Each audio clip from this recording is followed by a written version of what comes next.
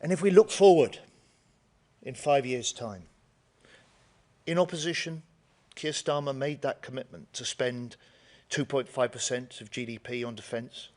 We're delivering it 3 years earlier than anyone expected. We made a clear NATO first commitment. We're delivering it.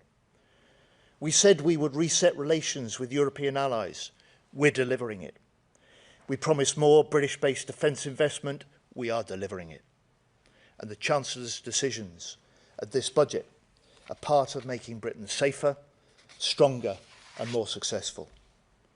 So within this Parliament, I want Britain to become the best place to invest and grow a defence business. I want Britain's armed forces to be the fastest innovating military in NATO. I want the British government investment matched by rising private investment. And I want communities right across Britain to see working people with new skills, new jobs, new hope for their families and for their future. Only Labour has this belief in the extraordinary strengths of Great Britain. The Tories will cut defence again.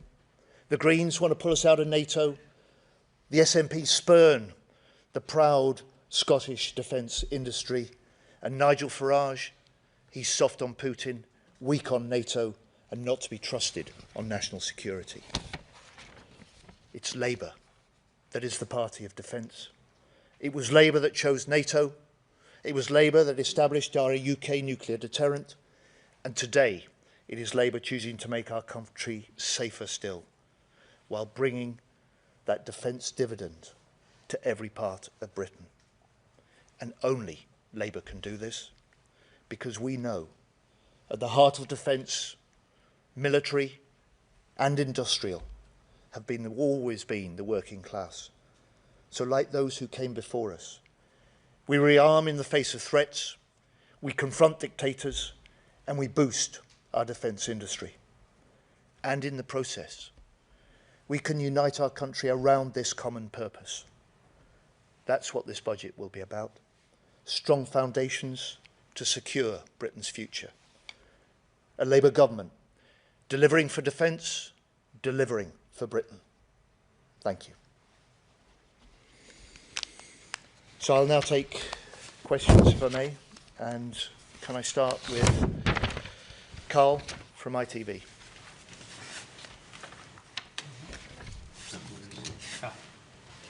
Have we got a mic?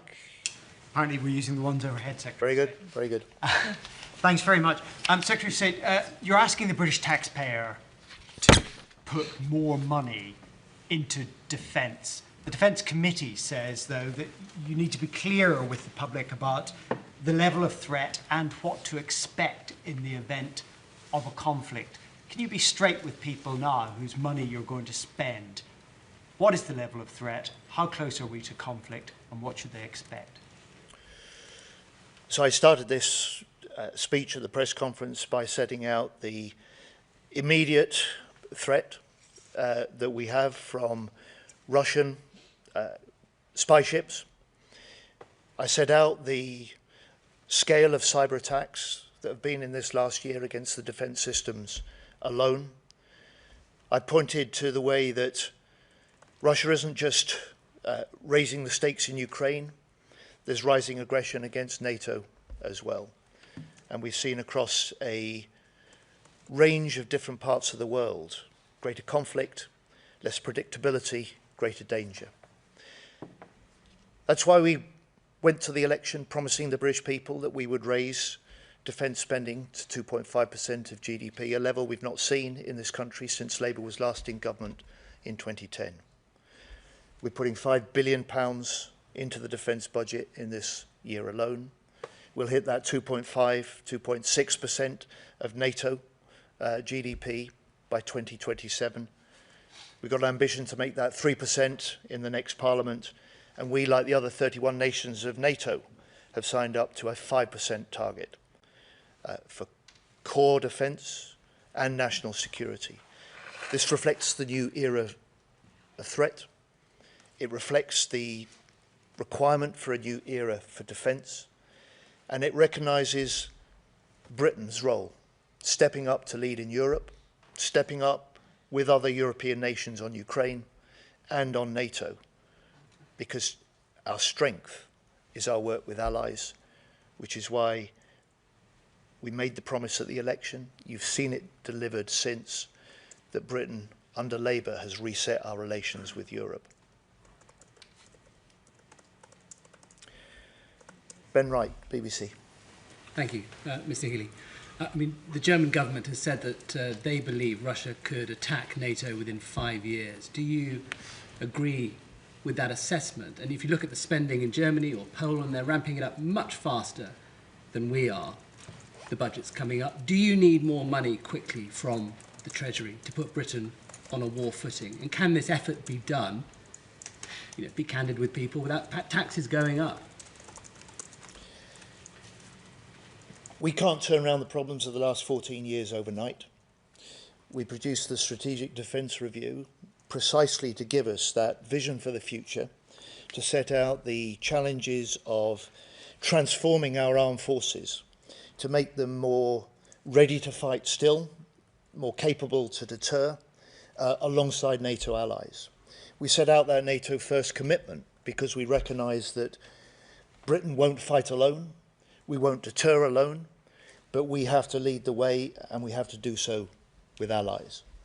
And it's that long-term commitment, that certain decade of rising defence investment, that has meant that we've now also seen the rising levels of private investment.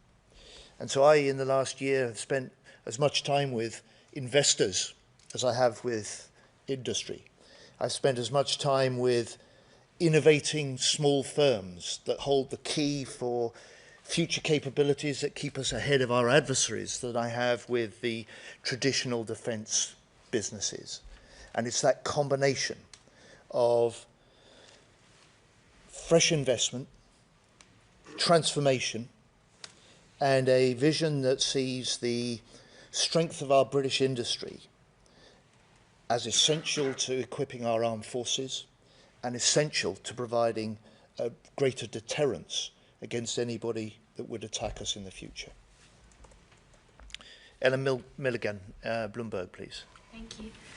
Can you give us more detail on the Russian ship pointing lasers at our pilots? How much of an escalation is that? And on the EU Safe Weapons Fund, was any progress made last night at the dinner between the Prime Minister, Germany and France? And with the deadline coming next week, is no deal better than a bad deal? So on the Yantar, this is the second time in a year that it's entered UK waters. It is part of a Russian fleet designed to put and hold our undersea infrastructure and those of our allies at risk. It isn't just a naval operation, it's part of a Russian program driven by what they call the Main Directorate of Deep Sea Research, or GUGI. And this is designed to have capabilities which can undertake surveillance in peacetime and sabotage in conflict. And that is why we've been determined, whenever the Yantar comes into British wider waters, we track it, we deter it, and we say to Putin, we are ready. And we do that alongside allies. You saw this last year in the way that Britain led the response to attacks on critical infrastructure with other Baltic and Nordic nations, and then NATO stepped in as well with their operation. So it's demonstration, if you like, of a British readiness to act, a British capability to act, because make no mistake, we will not tolerate a threat to the British people's essential connections underwater. And on the SAFE programme, we were pleased when we signed the UK-EU Security and Defence Partnership. It was a milestone in resetting relations with Europe. We recognise, like President von der Leyen did, the importance of all European nations contributing to European security.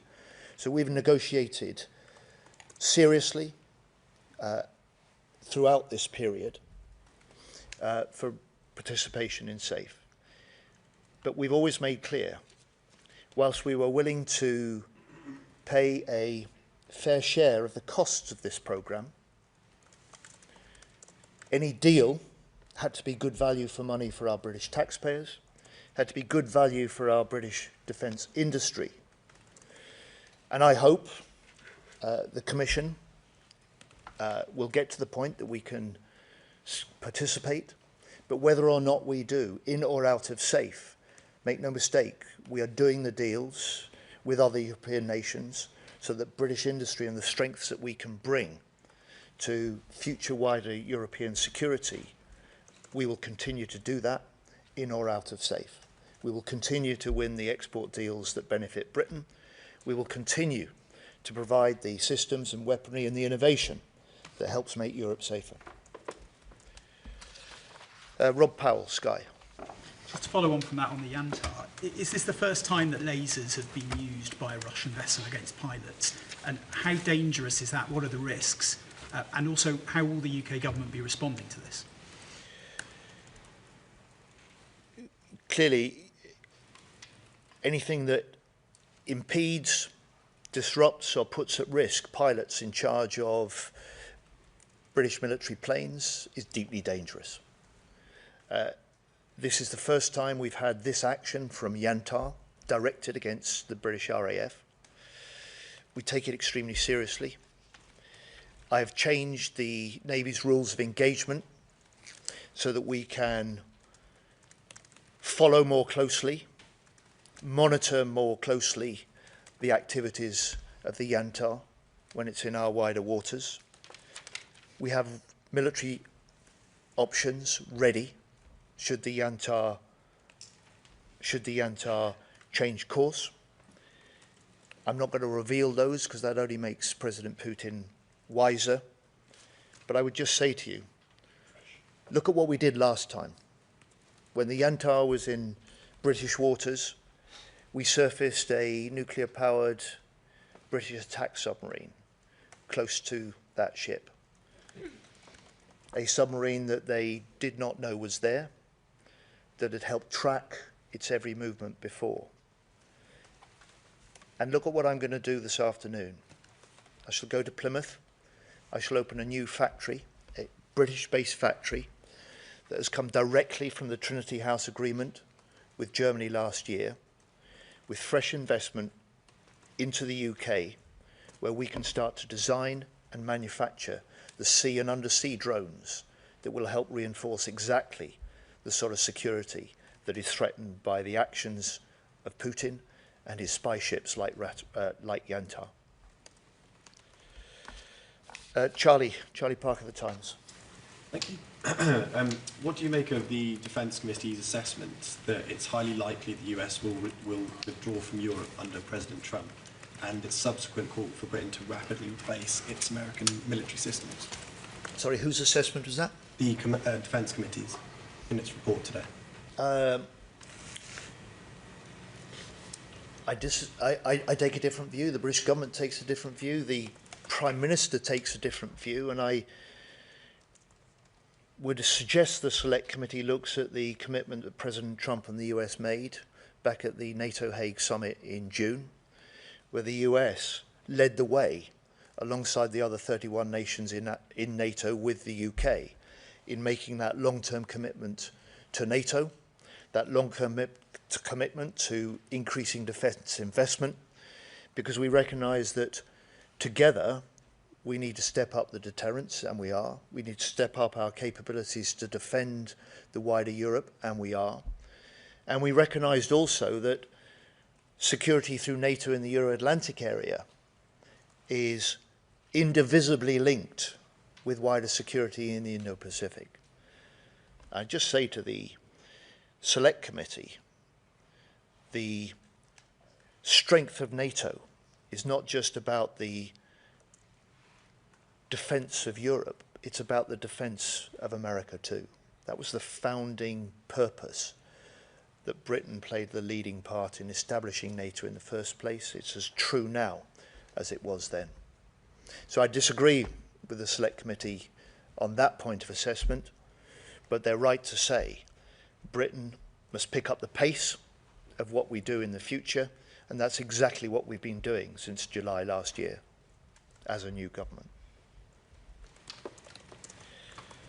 Kieran Stacey, Guardian. Thank you. Can I ask a little bit more about the threats that we learnt about yesterday coming from China, especially on LinkedIn? Do you know if any ministers or government advisors were contacted over LinkedIn in this way? Do you have any intelligence on whether these are real people or not? And is there any advice that you're issuing either to government officials or to the public at large about using LinkedIn? In reverse order, Kieran, the Speaker issued advice to all MPs. The Speaker, with the head of MI5, set out the nature of the spying threat that had been established. I have no information about whether officials in government were subject to the same sorts of activities. And the Security Minister made a statement in the Commons yesterday which set out the confirmation about the new espionage plan the government has put in place and set out details of 170 million in extra investment that will go into securing the communication systems on which government in particular relies. Emilio from Playbook, please. Hiya. Thanks very much. Why have we done a deal with Turkey to sell them our jets when they are the third global largest importer of Russian oil, funding the Russian war machine? Because Turkey, like the UK, is an important member of NATO. Because Turkey, like the UK, is a major nation involved in the support for Ukraine and the plans to lead the coalition of the willing if we can get an agreement between Putin and Zelensky to end the fighting. And because working with other NATO allies together, bringing yet another nation into that group of typhoon flying nations allows us to strengthen that wider European security, to respond to this new era of threats that we face, and it allows us also to boost the direct investment that underpins, in this case, 20,000 UK jobs. So this deal, the biggest British fighter jet deal for 20 years, will secure those jobs for years to come. And then finally, Arj Singh, please. Hello, Defence Secretary. I wanted to come back on the Safe Rearmament Fund, if I could. The two sides, according to reports, are really, really far apart on this. The EU's demanding billions of euros. We're offering hundreds of millions of pounds. How do you rate the chances of a deal by the deadline in, I think, 12 days? And, I mean, what's your message to the EU on this, given the threats to European security as a whole? My message to the EU is what it's always been. We want a deal. Back in May, the President von der Leyen talked about a deal within weeks on SAFE, and we've been negotiating at each stage, ready for a deal, but also clear. Clear that we're ready to pay a contribution to the costs of running the scheme. That's fair. Ready to pay if there is good value for money for our taxpayers and our industry. And we've waited weeks within the negotiations for the chance to see the European proposals in some important areas. And for us, we're ready to be part of this scheme, but we're not ready to be willing at any price. And for us as the UK, we have an industry that's second to none in Europe. We will do these deals with other European countries. We will play our part in reinforcing European security. And we recognise that responsibility we have as Britain amongst European nations, particularly those in NATO, to play that role in future. And we will, in or out of SAFE. Thank you all. Thank you very much. And to those of you who are due to come with me to Plymouth, and look forward to seeing you down there at the factory. Thank you.